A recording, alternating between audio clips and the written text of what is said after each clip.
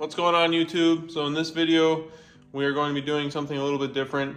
I'm going to be doing a couple of hood modifications. So basically, we're going to be trying to fit a Chevy hood from 01 or 02 onto a GMC. And I'm going to be doing two of these hoods. One of them is going to be mine. One of them is going to be my buddy's.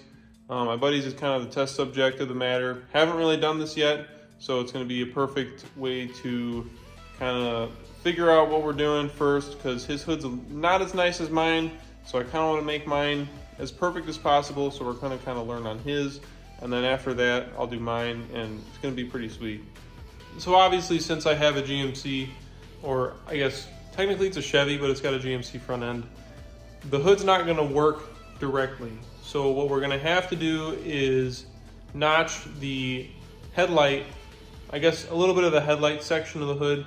So on a GMC hood, it's flat, and then it's got a little notch up that goes around the headlight bezel. And so what we're gonna have to do for the 01 and 02 Chevy HD hood is we're gonna have to notch those out so that it'll fit nicely around the headlights. So this is actually a hood that my buddy bought. This is not the hood that I'm going to be using, but it is very similar. It's the same model, same work's gonna have to be done to it, other than this little panel right here.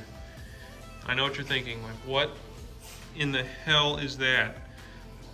So basically, these hoods, just like many other crappy Chevy body parts, they get rusty.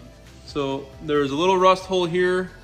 Didn't notice it when the hood was bought, but as we were blocking it and grinding it from the inside, you could notice that there's a little bit of daylight coming through. So we chopped a section out of it, and then didn't really want to weld to it, didn't want to warp the panel, and I didn't want to use too much filler trying to fix the warpage. So we're trying something a little bit different, and by different I mean we panel bonded a patch.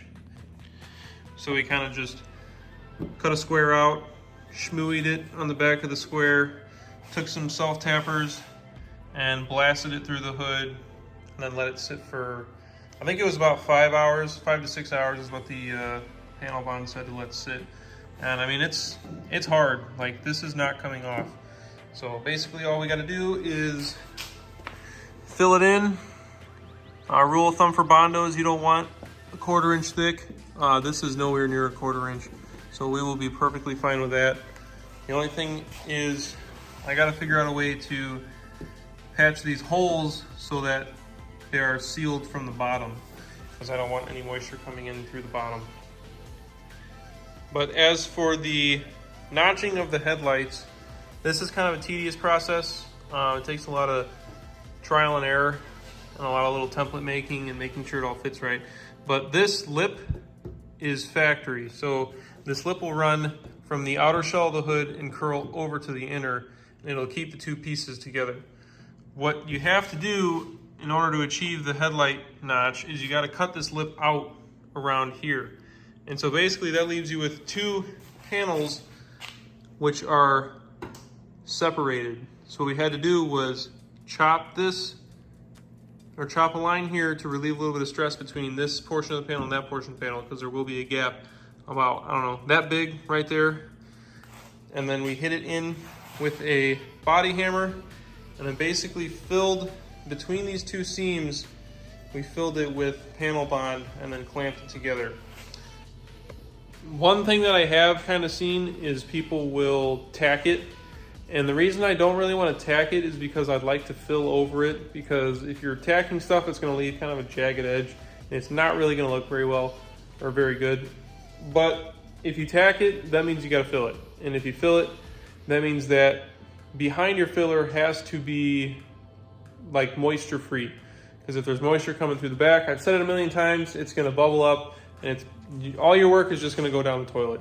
So, and now that the panel bond is between these panels and it is sealed from the back side, we can take our filler and basically fill this edge, as well as some of the dents and weld marks on this side here, and we can also thicken this up a little bit so that it will match this lip here from the factory. All right, so we finished the filler on the top and the bottom side of the hood. As you can see, here is where the headlight notches are. It's pretty smooth. Got a lot of the stuff filled in here. Did a layer of fiberglass, and then we did a couple layers of medium build. Same with over on this side here. Now just the underside has to be primed. The top side is primed already, and I'll go over that in a second here. But this is not completely done yet. This is where the patch was. I'm going to try to flatten that out a little bit, make it look a little bit nicer than that. But other than that, that's about it for the body work. And then here is the top of the hood. So this is your headlights here.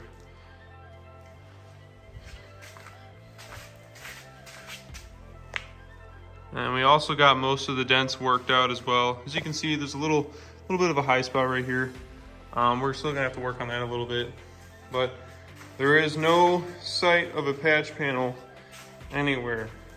So we got it all nice and filled in. It's all nice and flat. There's no warpage on the hood from welding.